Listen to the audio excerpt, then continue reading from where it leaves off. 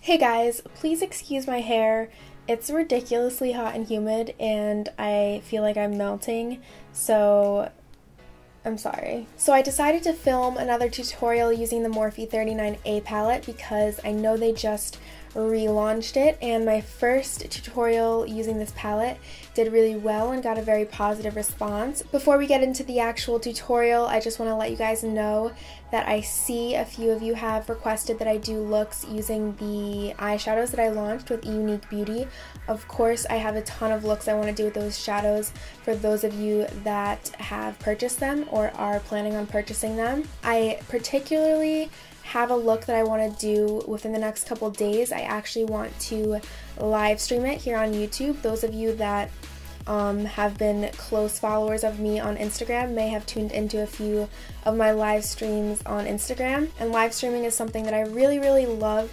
It's a lot easier for me to explain what I'm doing and talk to the camera when I know there's people there like watching, and I can kind of interact with you guys a little bit better. So I'm excited to try it out, but also nervous. If you do want to get notified for that, then I suggest you maybe turn on the notifications for my channel to get like notified for when I upload. I'm not sure if you have to have those on to get notified if I go live, but just in case, you may want to do that. Let's just get on to the video before I keep on blabbering.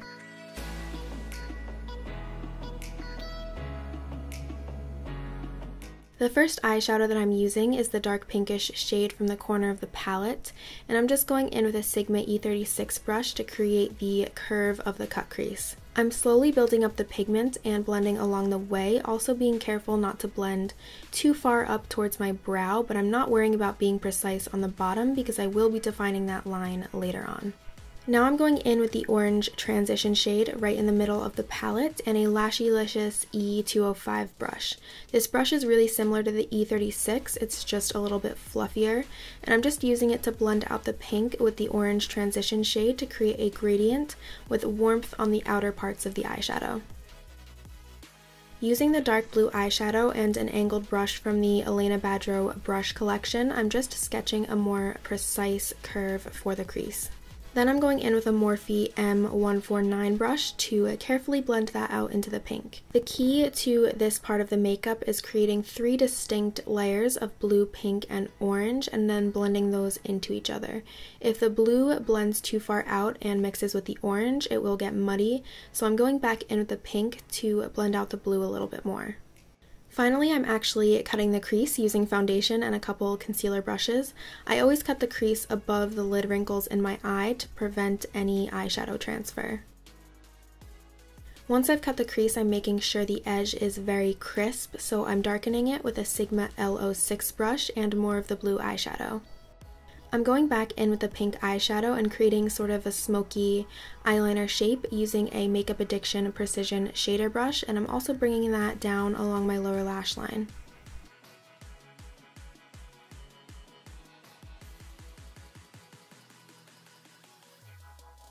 Using a Luxie Beauty 131 brush, I'm adding some orange transition to the bottom part of the smoky liner. Then I'm also taking a flat brush to add that same color pretty much all over my lid. Over top of the pink, I'm using the blue eyeshadow again and a Sigma E56 to create the shape of a wing. I'm also smoking that out along my upper lash line and my lower lash line using a Makeup Addiction flat definer brush.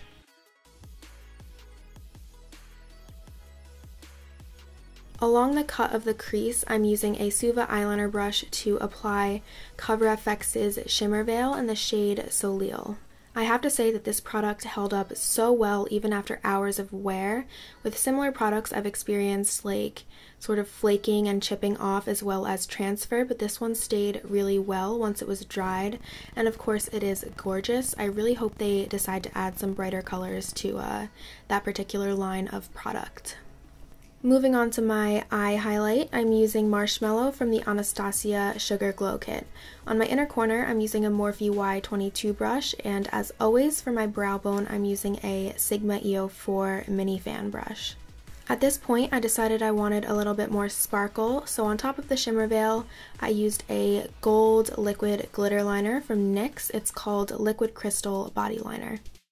And finally, I'm doing my eyeliner. First, I'm using Maybelline's Ultra Waterproof Eyeliner for my inner corner, and then for my wing and waterline, I decided to use L'Oreal's Navy Gel Liner, which ended up looking completely beautiful with the colors of the look, and it blended in really nicely with the blue.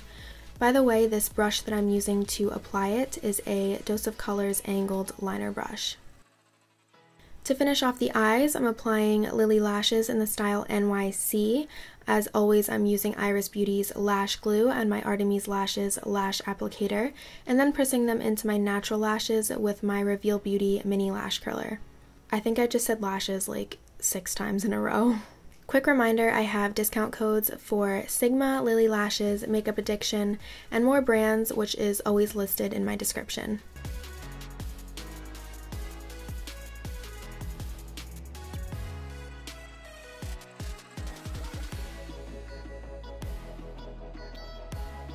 Before I get started on the rest of my face, I just want to quickly point out that my eye makeup might look a little bit different here than it does in the close-up footage, because I did film that separately a couple days ago, and I was just so tired after I filmed the one eye that I didn't have the energy to do the other eye and the rest of my face. So now it's a couple days later, I've gotten myself together, and I just redid the eye look.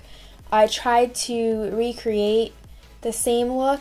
It's nothing like crazy or whatever. I used all the same products. There's just a couple very slight differences that are sort of bothering me, but you know, it's okay. Just want to clear that up in case anyone notices and is like, what are you doing? What's wrong with you? I'm using Anastasia's Fawn Cream Contour Stick to do some cream contouring on my face. I'm just adding a few lines in my contour areas.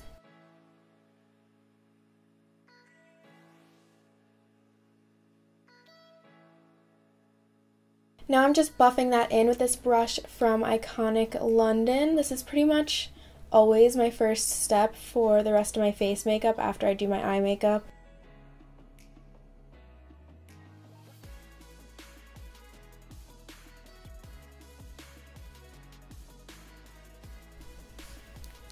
You like my nose contour? Hey! Once I blend out the contour a little bit, I like to go back in with my Sigma F80 flat kabuki brush and a little bit of foundation and just buff it in a little bit more, which also sort of tones it down a little bit, because as you can see, it's a little harsh, shall we say. Check, check, check, check, check, checking you out like, ooh. I feel like I'm in Satan's butt crack right now. It's so hot. So now it's time for my personal favorite part of every tutorial, which is adding 5,000 products to my cheeks. In my blush area, I'm patting some of Cover FX's Custom Enhancer drops in the shade Rose Gold initially. I tried to put a little bit and I still put way too much. So I'm just going to kind of pat this in and tone it down with a bit of foundation. Right above that, I'm going to add some of NYX's Daytime Halo Liquid Highlighter. And once again, I'm just buffing that in. I still feel like there's a little bit too much blush, so I'm furiously patting it into my skin. For my actual powder highlight, I'm using the same thing I used on my eyes, which is Marshmallow from the Anastasia Sugar Glow Kit. I'm using a Sigma F03 to apply this to the very center of my highlight area. For my lips, I'm starting off by lining them with MAC Cosmetics Soar Lip Pencil. Next, I'm using MAC Cosmetics Honey Love Lipstick. And to top that off, I'm using the MAC Cosmetics Patrick Star collaboration lip gloss in the shade Cream Pie. Here's the finished look. I really hope you guys enjoyed it. Be sure to let me know what you think in the comments as always. I love you guys so much, and I will see you in my next video.